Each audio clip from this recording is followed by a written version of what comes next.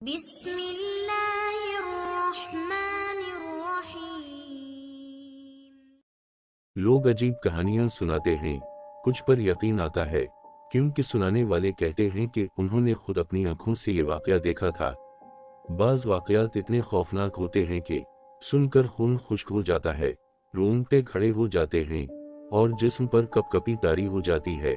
میں چونکہ عرصہ دراز سے گلگت میں رہتا ہوں تو یہاں پر جن، پری، بھوت اور خاص کر چڑیلوں کی کہانیاں مشہور ہیں۔ چڑیل کو کھوبار میں گور کہتے ہیں اور چترال میں پیاڑو گور کی ڈراؤنی کہانیاں زبان زد خاص و عام ہیں۔ گور کے بال گندمی مگر کانٹے دار ہوتے ہیں، ایک دانت نچلے جبڑے سے سر تک جبکہ دوسرا دانت اوپر کے جبڑے سے ناف تک لمبا ہوتا ہے۔ ایڑیاں آگے ہوتی ہیں، آنکھیں شیشے کی مانند ٹمٹناتی رہتی ہیں، منہ خون آلود اور خشک ہوتا ہے۔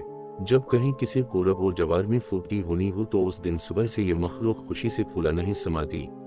پنیاڑ یا پیاڑ میں گور کا وجود ہے یا نہیں، اس پر کسی اور نشست میں بات چیت ہوگی، لیکن سرے دست میں گلگت بلتستان میں جن واقعات کا ذکر کرنے جا رہا ہوں وہ تمام کہانیاں اپنے دوست سرفراز شاہ سے ان کی زبانی سن چکا ہوں۔ سرفراز شاہ صاحب سیاسی رہنما، ماہر تعلیم، مصنف، تحقیق کار، تاریخ دان، مذہبی اسکالر اور سماجی کارکن ہیں جو کہ گلگت میں جن بھوت کے وجود پر تحقیق کر رہے ہیں، اور امید ہے کہ اس موضوع پر ان کی تصنیف جلد شائع ہوگی۔ کہتے ہیں کہ جب وہ محکمہ تعلیم میں مصروف عمل تھے تو ان کا تبادلہ اسکردو کے ایک دور دراز علاقے میں ہوا۔ جس اسکول میں ان کا تبادلہ ہوا تھا وہ اسکول ایک ٹیلے کے اوپر واقع تھا، اور اسی اسکول سے ملحق گوروں کا ایک پرانا قبرستان بھی ہے جس میں ایک صدی قبل کے گورے مدفون ہیں، اور اس کے ساتھ اسی زمانے کا ایک آسیب زدہ ڈاک بنگلہ بھی خستہ حالت میں موجود ہے۔ موصوف نے اسی ڈاک بنگلے پر ڈیرا ڈال دیا اور رہنے لگے۔ اسکول کے باقی اساتذہ نے موصوف کو اس عمارت میں نہ رہنے کی کئی بار تنبیہ کی، لیکن سرفراز شاہ صاحب اپنے دھن کے پکے تھے، لہٰذا کسی کی نہ سنی۔ سرفراز شاہ کے اس آسیب زدہ عمارت میں رہنے کی خبر علاقے کے آغا تک پہنچی کہ غزر کے رہنے والے ایک ہیڈ ماسٹر گورا قبرستان سے متصل ڈاک بنگلے کے ایک کمرے میں قیام پذیر ہیں، جو کہ طویل عرصے سے بدروحوں کا مسکن ہے اور اسی وجہ سے سنسان اور خالی ہے۔ یہ جگہ اتنی سنسان ہے کہ لوگوں کی کوئی ٹولی دن کے وقت بھی داخل ہو تو بال کھڑے ہو جاتے ہیں۔ یہاں ہمیشہ سناٹا چھایا رہتا ہے، لہٰذا آغا نے اسے اپنے پاس بلایا۔ یہاں لفظ آغا استعمال ہوا ہے، اس کے معنی یہ ہے کہ اہل تشیع اپنے دینی عالم کو آغا کے نام سے یاد کرتے ہیں۔ آغا نے سرفراز استاد کو اپنے گھر دعوت پر بلایا اور انہیں نصیحت کی کہ وہ اس سنسان علاقے کو چھوڑ کر محلے میں رہے، اور آغا صاحب نے بغیر کسی عوض کے مفت مکان دلوانے کا بھی وعدہ کیا۔ دعوت سے فارغ ہوتے ہوئے آغا صاحب نے اپنے ملازم کو ہدایت کی کہ وہ ہیڈ ماسٹر صاحب کو نہ صرف ان کے مکان تک پہنچائے بلکہ ان کے ساتھ رات بھی گزارے، اور صبح ان کے بستر وغیرہ بھی سمیٹ کر محلے کے ایک صاف و شفاف گھر میں لا کر رکھے۔ موصوف کے پاس بیٹری والی بجلی تھی، جاڑے کا موسم تھا۔ سرفراز استاد آغا کے ملازم کو لے کر اپنے آسیب زدہ گھر کی طرف چل پڑے۔ وحشت اتنا تھا کہ راستے میں جاڑے کا کوئی ایک خشک پتا گر جاتا تو خوف کا سا سما بند جاتا۔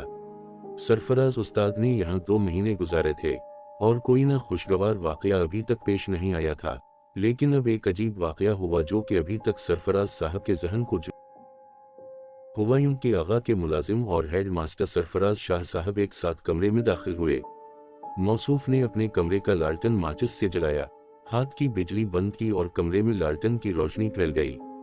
یہ دونوں لوگ بیٹھے نہیں تھے کہ ایک بے لگام گھوڑا سرپٹ دوڑتا ہوا سرفراز کے کمرے کے سامنے سے گزر گیا۔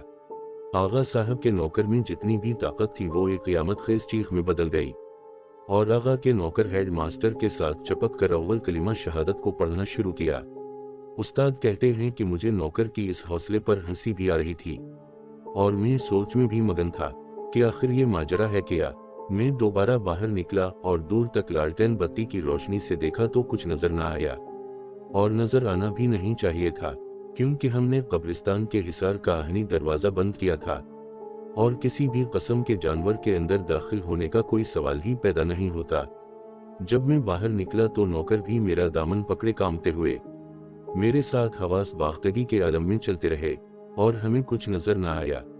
یوں ہم دوبارہ کمرے کی طرف آئے، اور ہم کمرے میں داخل ہوئے ہی تھے کہ گھوڑا تھوڑی دیر پہلے جس جانب گیا تھا उसी जानिब से वापस पहले से भी तेज दौड़ते और ऊपर से हनहनाते लपक झपकने में गुजर गया। हमें कुछ नजर नहीं आया। ये मेरी जिंदगी का एक अजीब वाकया था। आगा के नौकर ने ये कहते हुए रोना शुरू किया कि हम लुकमा अजल हुए, अब हम नहीं बचेंगे। उसने मुझे मिन्नत समाजित की मैं उसे लेकर इस आसीब ज़दा कमरे से निकलूं, वरना सुबह तक हम दोनों जिंदगी से हाथ धो बैठेंगे। लिहाजा सरफराज साहब आगा के नौकर को लेकर मोहल्ले की जानिब चल पड़े। सरफराज को इस बात पर मुकम्मल यकीन है कि इंसान से खतरनाक मखलूक कम अज कम इस कुरारज पर नहीं है। उसे इस गैर मुतवक्के हरकत से खुशी हुई थी। वो अकेले में इस मामले की तह तक जाने के लिए बेताब थे। नौकर को उसके मोहल्ले तक छोड़कर खुद वापस हुए। नौकर ने 1000 बार घर रुकने की मिन्नत की, लेकिन सरफराज के जहन में आसेब से मुलाकात का शौक सवार था। सरफराज साहब वापस डाक बंगला पहुंचे, 4 दीवारी का दरवाजा बंद किया, अपने कमरे में लालटेन दोबारा जलाकर कुछ देर के लिए बीते हुए वाक़े पर सोचते रहे। थोड़ी देर बाद जब आँख खुली तो स्कूल का वक्त हो गया था। जब मैंने सरफराज साहब से इस्तिफसार किया कि उस वाक़े के बाद कोई दूसरा वाक़या भी हुआ, तो इन्होंने कहा कि उस वाक़े के बाद मजीद 1 साल का अरसा मैंने वहाँ गुजारा, ताकि मेरे साथ कोई ऐसा वाक़या हो जाए और मैं करीब से देख सकूं और जान सकूं कि असल मामला है क्या। लेकिन कभी भी इस तरह की हरकत दोबारा नहीं हुई। सरफराज उस्ताद की नज़र में इन मखलूक़ात का वजूद अपनी जगह पर दुरुस्त है, लेकिन उनकी कोई वक़्त नहीं।